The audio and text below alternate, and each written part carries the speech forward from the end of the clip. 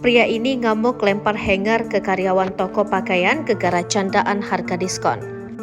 Berawal dari candaan, seorang pria mendadak melempar hanger hingga lakban ke karyawan toko di Denpasar, Bali. Ternyata kejadian itu dipicu karena masalah diskon. Pria yang sedang berbelanja itu tersulut emosi karena perkataan dari korban.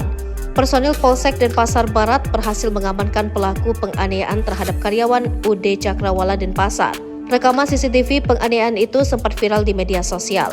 Informasi yang dihimpun dari Kasih Humas Polresta Denpasar, AKP I Ketut Sukadi, pelaku penganiayaan itu bernama Samuel Kalumbang. Samuel Kalumbang berhasil diamankan petugas Polsek Denpasar pada Selasa 21 November 2023 kemarin. Pada hari Selasa 21 November 2023, sekira jam 10 waktu Indonesia Tengah, pelaku berhasil diamankan, ungkap AKP I Ketut Sukadi pada Rabu 22 November 2023. Kejadian penganiayaan ini bermula ketika Samuel Kalumbang menyambangi UD Cakrawala untuk membeli sejumlah pakaian pada Sabtu 18 November 2023 lalu.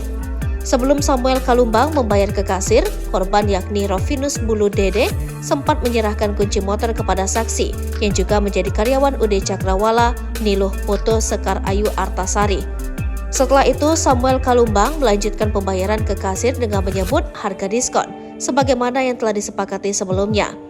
Maksud bercanda, korban Rovinus Bulu Dede menyahut omongan pelaku dengan berkata, "Om tahu ya harganya."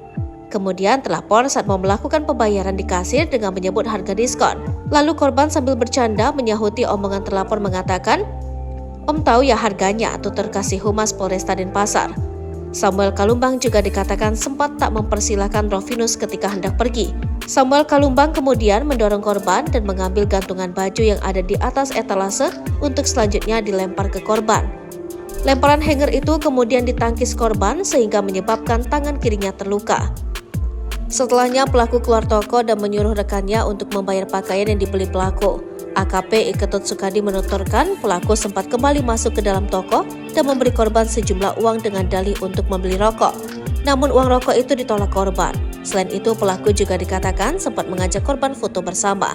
Korban kemudian melaporkan kejadian tersebut ke Polsek Denpasar Barat.